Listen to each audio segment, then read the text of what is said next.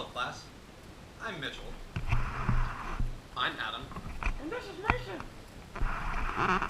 Today, we'll be talking to you about ethics in finance. Now, this can raise a lot of questions. Isn't that right, Adam? Yes, it can. So, this will be a very fun and a great learning opportunity for you as we try and simplify ethics in finance. Hi, Hello, Adam. How are you today? I'm doing wonderful. What can I do for you? I would really like to open a savings account and save all of my money. Excellent. We can very easily do that for you. So what we're going to go ahead and do is I'll take your money and we'll go ahead and put it into an exchange-traded, highly liquid money market mutual fund. Sounds good. And after a year, we'll make a high yield of interest. That's really cool. So we're going to go ahead and do that now. Okay, cool. Okay. And we're just going to put it into this. And it's gone. What do you mean it's gone? It's gone. All of it. Like the money I just gave you, it's gone? Or Yes, all the money. It's gone. where did it go? It disappeared. Find my money. I saved that money for forever. I'm sorry. It's no longer here. Have a nice day.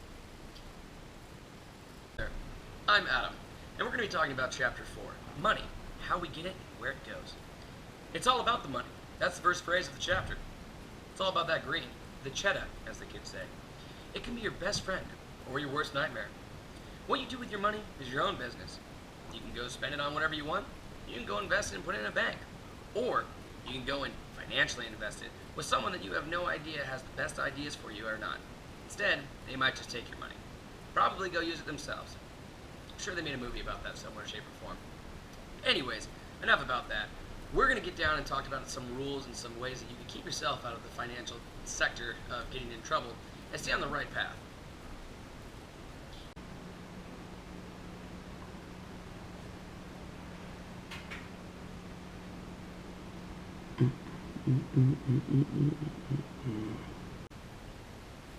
As we've showed you before, we're going to go over the 6 principles of ethical accounting.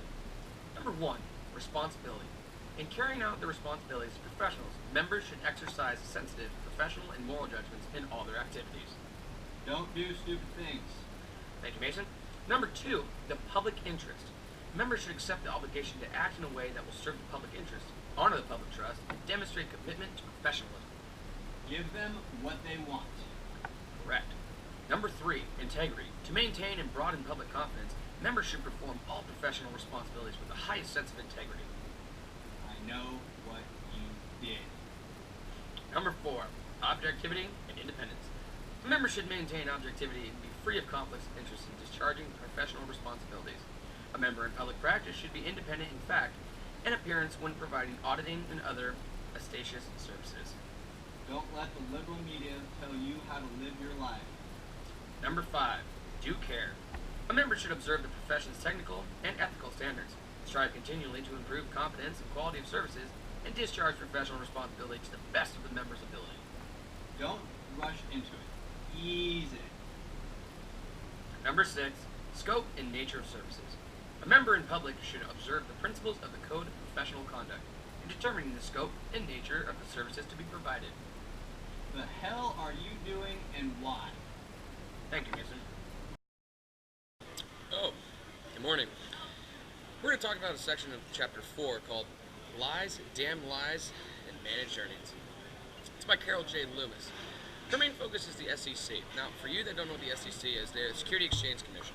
They're tasked with keeping tabs on basically how many events go on in the money market world, ensuring that people abide by the laws, kind of stick to their guns, and tell the truth, basically. They're like a bona fide rent-a-cop. They don't really have any power themselves to arrest anyone, so they go to higher powers. They look for district attorneys. Sometimes we'll go through the FBI, as you've seen from the movie Wolf of Wall Street. Going through there is going to be the main focal point of taking care of someone who's not doing the right thing. Now, one thing that came up in the chapter was called an earnings management culture. Now, the earnings management culture basically, in layman's terms, means you're going to save money where you can because the big cheese said you have to make the quota by the end of the month. So if that means you're going to be hiding something, you're more than likely going to be, taking some money and just stuffing it away, or cooking the books, as they call it in the biz. Basically means you're going to be lying lying to not only your shareholders, lying to your company, and lying to your boss to make sure he looks good.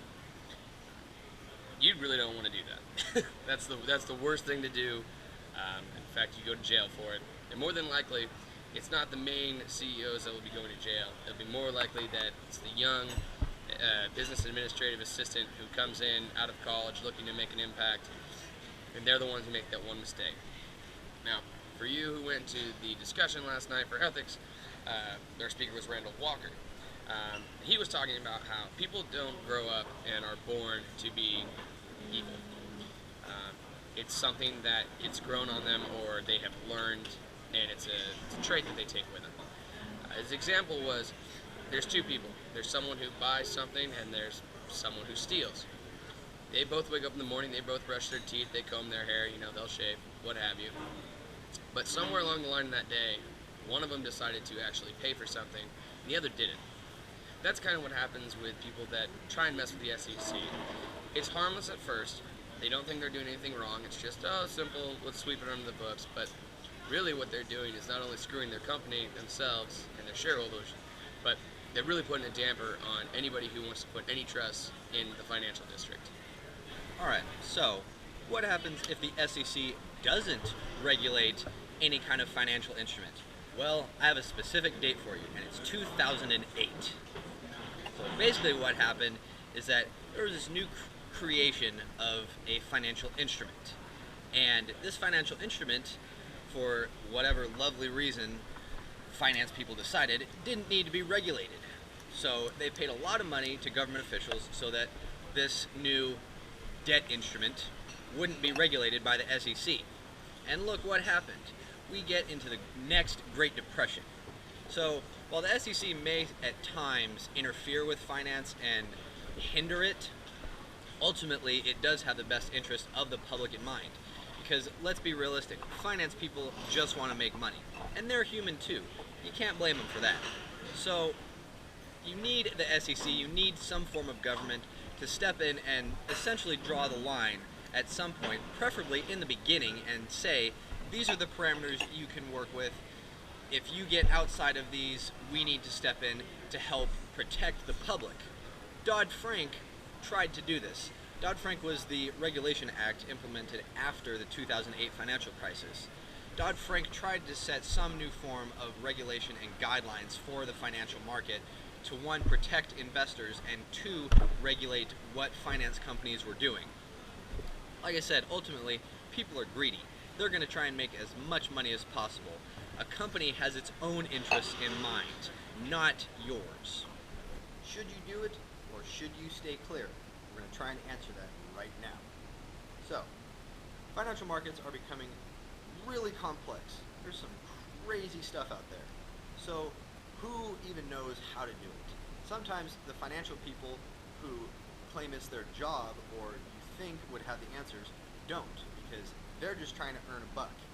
Their boss says, increase sales, here's how you do it. They're trying to feed their family and maybe go on a nice vacation. Who knows?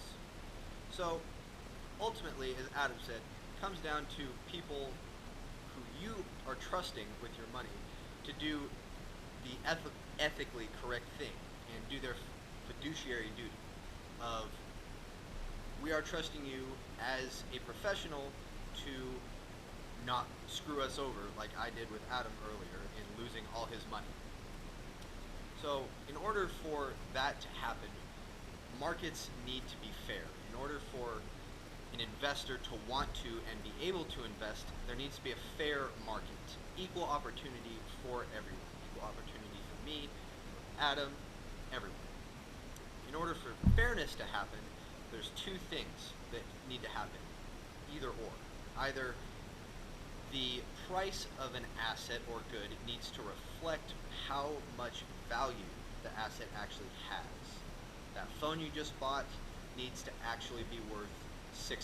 On the other side, either the investor can know specifically how to obtain the information. So Adam over here, or let's use Mason. Mason's here. Mason can find out how much that iPhone is worth. He can do his research and has information readily available. And Mason here will choose to buy that iPhone based on confirmed true information. So either the price needs to reflect what the value is actually worth, or the investor needs to have true, valuable information that he can access, or she can access. So, information is key. Information and transparency. So if we take those two things, we can come up with a nice, fancy term called insider trading. Now, insider trading is currently illegal, and for very good reasons. But what if insider trading was not illegal? Dun, dun, dun. So, let's say that everybody has total access to all information. Everybody knows a company's business from top to bottom, good, bad, ugly. Would that help? Well, the book argues that in order for insider trading to work and everybody has complete, transparent knowledge, then the outcome, the result of everybody having that knowledge needs to not only benefit the investor, but also the company. So we can automatically dispute that and say if everybody knows a negative thing about said company, then it's going to, one, harm the company, but at the same time it's going to protect investors. So the company loses, but the investors gain. So let's flip it. Investors know a great thing about a company, but it may not be true. So investors think they're going to win, but they end up losing because it's faulty information. And the company still gains. So we're tipping the scales and we can't really find an equal balance. We're going to get into a fantastic example of everybody's favorite home cook, Martha Stewart. So like Mitch said, I like Martha Stewart because I sure as hell do. In fact, I find her to be fake, very egotistical, and just kind of in your face, always smiling and being happy even if things are bad. Well, here's a story of how things went bad, and we don't know if she kept on smiling. So this is a case study we had. It was 4.2 in the book on page 179 in case you're curious. What happened was Martha Stewart has a charring company. Everyone knows Martha Stewart as the fun-loving woman who can take trash and make it into something gorgeous, and more than likely your parents saw this and they're like, oh, let's do some Halloween decorations, what have you. Well, this is where Martha got caught.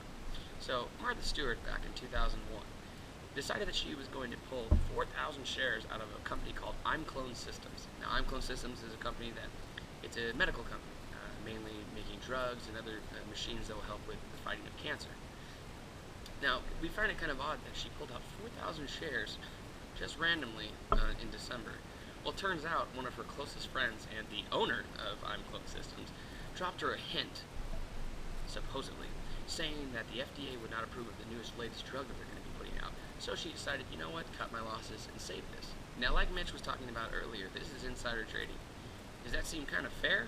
I mean, there are others that have invested money into these shares and have put time and effort, probably a lot of their savings into it, had no idea, and lost probably thousands of dollars just because they had no clue what was about to happen. But Martha got away with it scot-free. Or did she? The funny thing about this is that it got brought to court, and many people said that what you did was illegal. But Martha and her wonderful set of lawyers that she had claimed that it just happened by accident. She had a gut feeling. Okay, Martha, gut feeling? Come on. We all know that your friend slipped you a note and said, get out while you still can. How would that make you feel? Really think about that for a second. You have the opportunity to save yourself some money.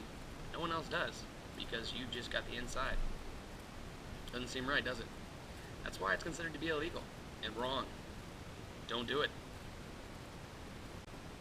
So, we've painted a pretty dark picture about finance. But let's not forget, the US is still one of the richest countries in the world. And for a good reason. It's because we have a capitalist system that encourages finance. Now, there may be cases where people don't do their job, people lie, human error, people are greedy, etc., etc. But at the end of the day, ethics does play a huge role. These people have to sleep at night. For God's sakes, I want to be in the finance world, and I plan on sleeping at night with my family. So these are not horrible people. Bad things do happen. The road to hell is paved with good intentions. A lot of times, these people just don't realize what they're doing, or don't wake up in the morning and say, I'm going to lose people a ton of money. So it's up to you to make the best sound decision you can. Get to know the person. Know what's happening with your money. Who are you going to trust with your money? Yeah. Yeah. So at the end of the day, finance is a huge topic when it comes to ethics, and as the speaker said last night, there just needs to be a conversation had about it. Oh, sorry, didn't see you there. I'm here today to talk to you about Bill Black's recipe for bankers to become billionaires. His recipe is to grow massively by making very poor quality loans at high rates of interest by using extreme leverage like corporate debt, and to not set up any reserves for the great losses that will be coming. What does this guarantee, you ask? I don't know what this guarantees. Just kidding. This guarantees that banks will record no loss. They will record record profits. Their CEO will become very wealthy, but down the road, they will suffer catastrophic loss. Speaking of fraud, why are bad loans good for bankers? Let me explain this to you. When you loan people money who have no intention of paying you back, you can charge them higher rates of interest and fees, leading to maximum short-term paper gains. If enough banks get into the business and the bubble is hyperinflated, however, the bad loans can be rolled over into new bad loans, causing the losses to be hidden for years.